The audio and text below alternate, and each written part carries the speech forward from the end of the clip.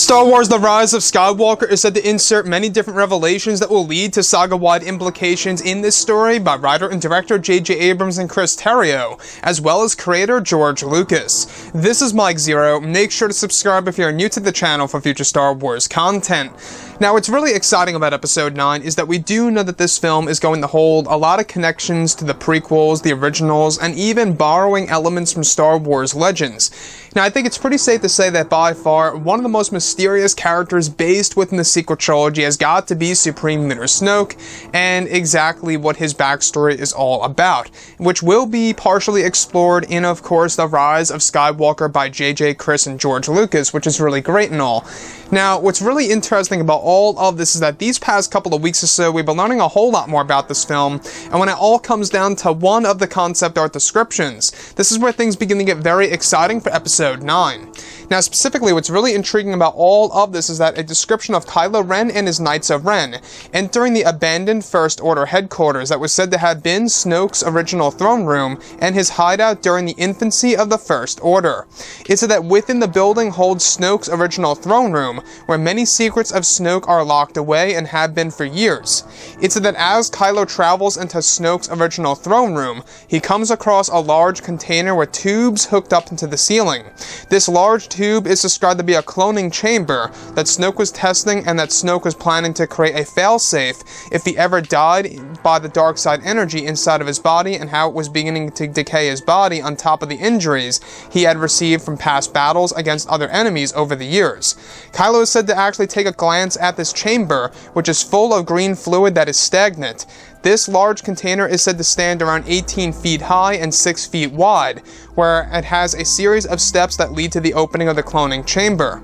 This failsafe that Snoke had prepped and created is said to have also been used to collect DNA of himself and others in the process. So let's go over a couple of parts about this. Now, we do know that the Dark Acolyte is going to be the new villain in The Rise of Skywalker, but however, this is a big hint and/or indicator that Snoke will resurrect himself, at least in some way, shape, or form in The Rise of Skywalker, or at least had an attempt to resurrect himself in Star Wars The Rise of Skywalker. Now, what I find so very intriguing about this is, of course, how Snoke had created a failsafe in order to resurrect himself if he ever died, because of the dark side energy that was eating his body away, on top of the injuries that he had already had from, of course, past battles over the years. Now, in case you guys did not know, Snoke is roughly 800 years old.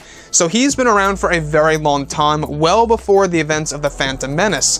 And that really is a big thing by JJ and George, is that we do know that they will be exploring the origins of the First Order, and of course, parts of Snoke's backstory in The Rise of Skywalker. Also, in case you guys did not know, we do know that J.J. Abrams, Rian Johnson, and even Andy Serkis kept Snoke's backstory a big secret for a specific reason for the future of the Star Wars franchise.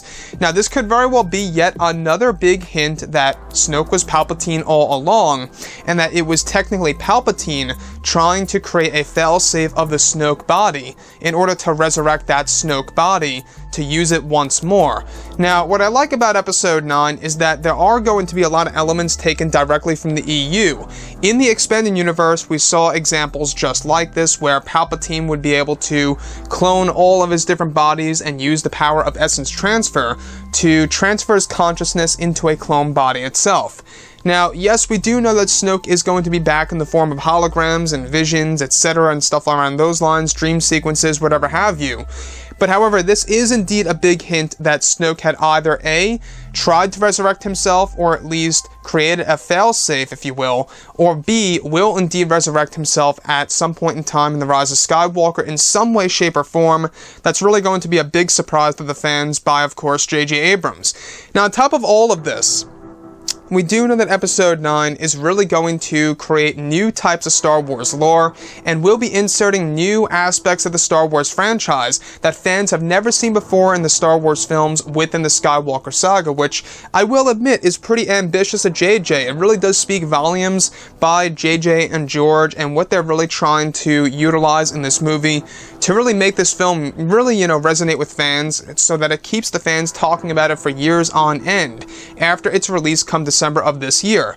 Again, this movie really is very important, not just to Disney and Lucasfilm, but also to the Star Wars community, because, well, at the end of the day, it does indeed determine the future of the Star Wars franchise and where it's all going to stand once it actually releases come December 19th of 2019 this year. So Snoke, like I say, the character grew on me in The Force Awakens, and it grew on me even more in The Last Jedi because we got to see him in physical form. And how he died so fast, I think, was just a big letdown, and I want to know more about him, in which we will, in The Rise of Skywalker to a certain extent, which is great. Anyways, guys, drop a comment below. Let me know what you think about all of this in the comments, and if you guys did enjoy the content for today, do make sure to drop a thumbs up on this video to support the channel. I thank you all so very much for the kind support, and I'll catch you guys next time.